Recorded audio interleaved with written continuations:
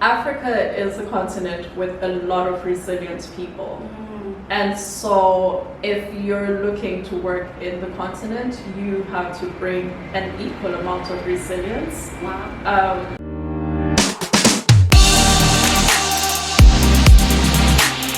Hello everybody, welcome to my YouTube channel, and this is Working in Africa with Mariama Forbes, and this is a segment where I have conversations with Africans living on the continent and abroad about how they've been able to build their career here in Africa. And today I have my great guest with me, Nomtha, and she's going to be talking to me about how she's been able to build herself in Africa as an expat working in different countries. So if you're interested in this, you know what to do, continue watching. Thank you for joining me today. Now, I am so excited to have you here today because I've interviewed many people and their career always starts at West. Yeah. Whereas yours, it stayed here and it's built here. Yeah. So for those who are watching right now, can you just let them know a little bit about you, what you actually do as a career? Yeah. Okay. So my name is Nomtha Sithole, Nomthandazo Sithole. That's another, I am a project manager for a public sector tech program with the government of Sierra Leone. And I work with the Tony Blair Institute. So okay, so we know you work as a project manager. Yeah. So where did your career start in terms of what did you study? Where did you study? Mm-hmm. Where did it really start off for you? I lived on the continent all my life. I grew up in Zimbabwe after spending a few years in Liberia as a child. Went to schools in Zimbabwe, and then I went to university in South Africa. For my bachelor's, I studied a bachelor's of information technology. And after that, I moved to Liberia. So for the last 10 years, I think 2011 up to 2021 last year, I was living in Liberia and kind of came to Sierra Leone at the tail end of last year. So just tell us about the opportunities that were available for you. Did you feel like there was enough opportunities for you in the continent at that time? So I think at the time there had been a lot of shifts in Zimbabwe. Like there's a whole lot of history there, so obviously you can go and read it up. But my second home is Liberia because my mom is Liberian. And we were having this conversation as I was finishing university, and she was like, well, why don't you think about moving to Liberia? And so, yeah, when I finished university, I think about 4 months after I had finished, decided to go and check it out. Like, obviously really green. I hadn't been to Liberia since my childhood, but yeah, I committed to giving it a try and moved there. Okay. And when you got to Liberia, you saw opportunities. That way your career kind of kicked off. So yeah, my career started, I guess, in earnest in Liberia. And it was a really, I guess, slow start, but that's for a variety of reasons. Okay. And I think for many people who are watching this, I know one of the things that you all probably want to know is the process of how you apply for these jobs. Because I think that's why most of you are here. You want to know how you can apply for work, what's the easiest step, what's the best step to take. So for you, what step did you take when you first started your career? The application process itself is you really have to cast a wide net in terms of what you're looking for, because we tend to stick within a certain subset of when we're looking for opportunities, and you have to get into that cycle of apply, network, reach out to people, tell them what you're looking for, and that helps you to build up. So even sometimes if you don't start off at a point where you're happy with, you're able to build up to what you need faster. Okay. So from what you've just said, you said networking was how you were able to get yourself to your first position. Yeah. Also word of mouth as well, and letting people know exactly what it is you're looking for. Yeah. So moving now, because one thing, you came into Sierraleone as an expat. Yeah. And for many diasporans and those who are on the continent, that's like their dream to come in as an expat, right? So from your first role working in Liberia and getting the job that you got through networking and word of mouth, how are you now then able to move to then become an expat that you are right now in Yeah. your position to where you are? Yeah. So I think it's really important as you build your skills, because I started in Liberian private sector and then worked my way to the development sector. I think I reached a point where I decided if I was going to grow at the rate that I wanted to grow, development was probably a more structured fit for what I was looking for. So kind of moving intentionally from private sector into development work was one of those things that was important for me. But then I think it's also really important not to just think in terms of what's on my CV. As you enter a space, you also need to intentionally think about what value do I bring. So you're not just looking for opportunities, you're looking for opportunities to bring value to organizations, to individuals. And in that way, it helps you, I guess, really sit down with yourself and be like, okay, fine, I have a good education, I've been building my CV over the years, but then it's also what value do I bring to organizations? What's my unique selling point? And why should you choose me over, honestly, hundreds of other candidates that are looking for jobs as well? For those who are looking to come in as expats, what advice would you give to them? I think take some time and map out what it is that you're looking for, what your value add is to any organization or to any group of people. Map out where you intend to go with your career, and if there are certain skills maybe that are lacking in getting you there. Like, we're in the internet age, so there's a lot of like skill sets that you can learn online. Register for things like that. Get yourself into that habit of continually improving yourself, but also steel yourself for rejection.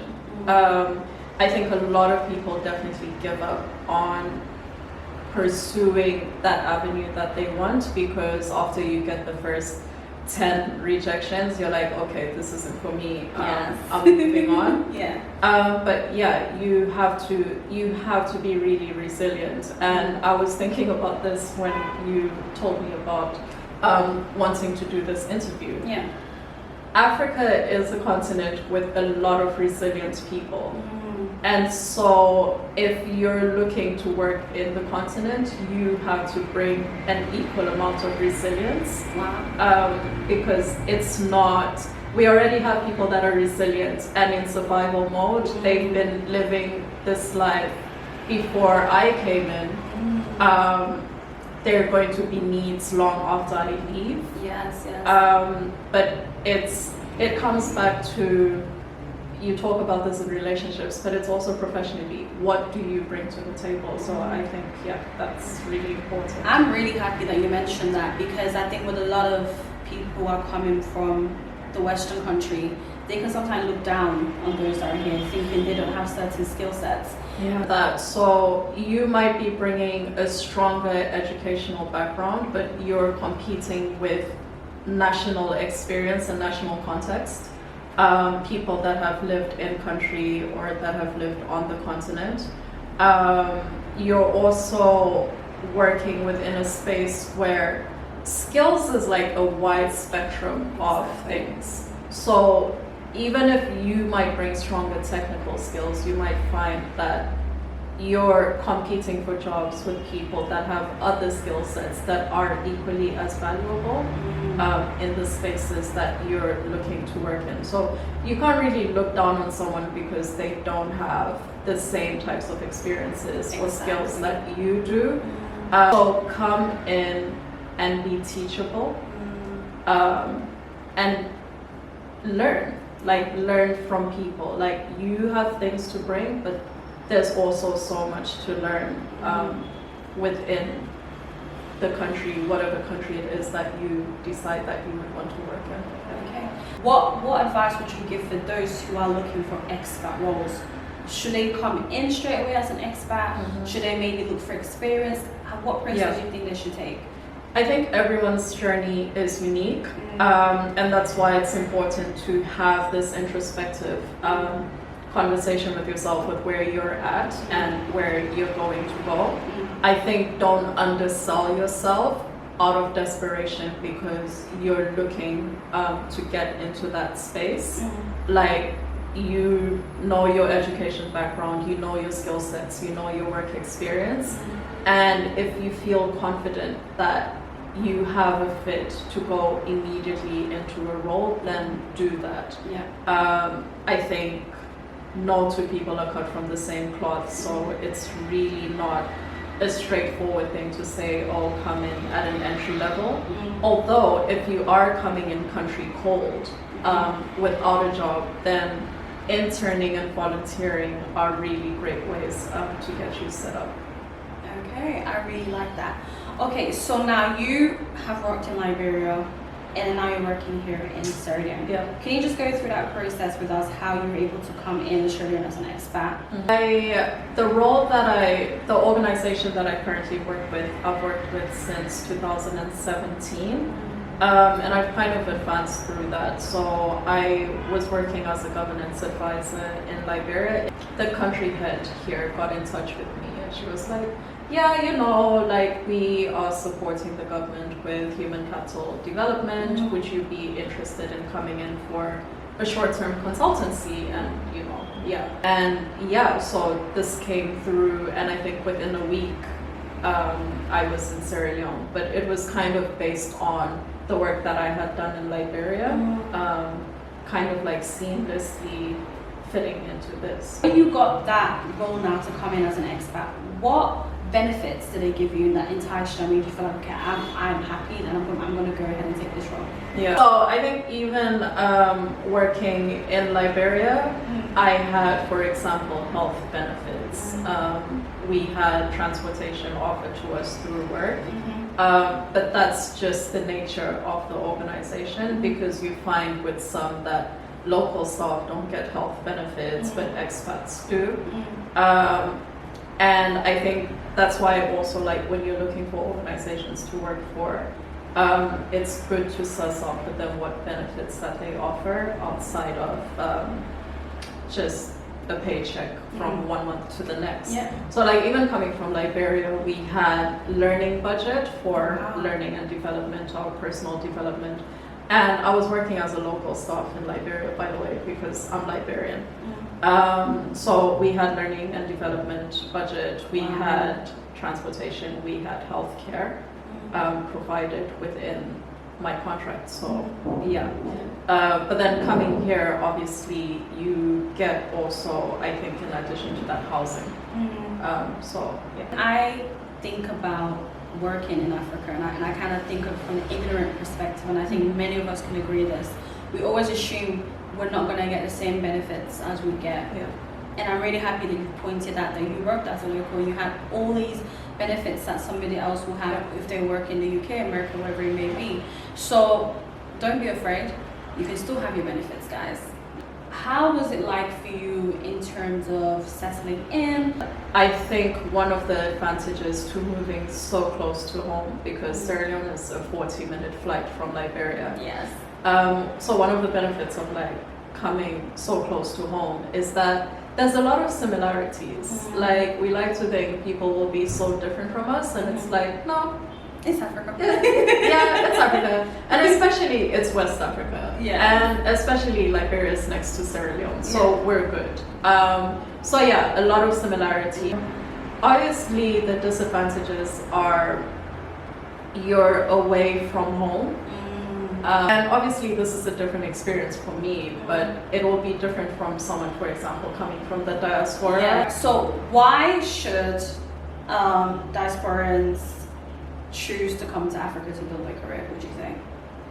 Why come to Africa? Africa has so many opportunities, and so many unique opportunities as well. If you're looking to come and work in Sierraleone, I think there's so many things that you can create that don't even exist yet here.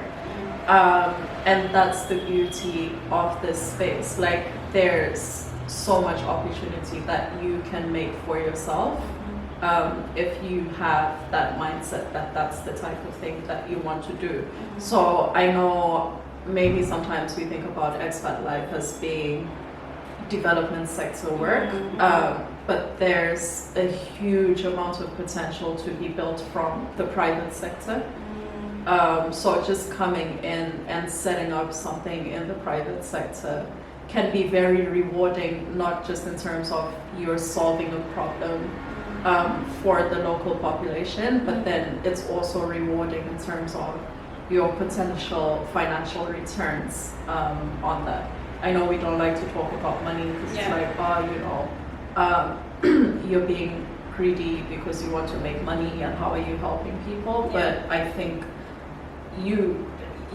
that's how you survive. Yeah, like, we all need to survive. We all need that baseline. Opportunities there's a diverse range of opportunities, and if you're into creating things, I think this is a good place to be.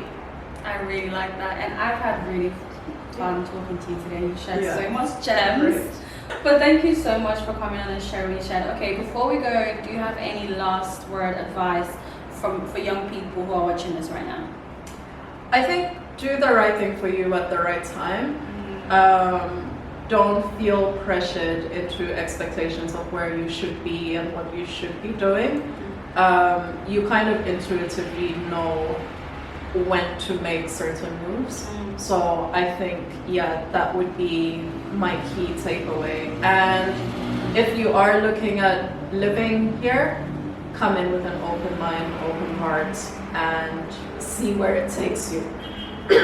And I think lastly, because we never talk about this, if you do decide at the end of the day you come back and it's not for you, it's okay to write it down to an experience that you've had and move on. So thank you so much for coming on. Thank you. This has been awesome. Thank you. Yeah. Thank you guys so much for watching. I hope that you've gained something great from watching this. And if you want more information about working in Africa, please do go ahead and check my other videos that I've done.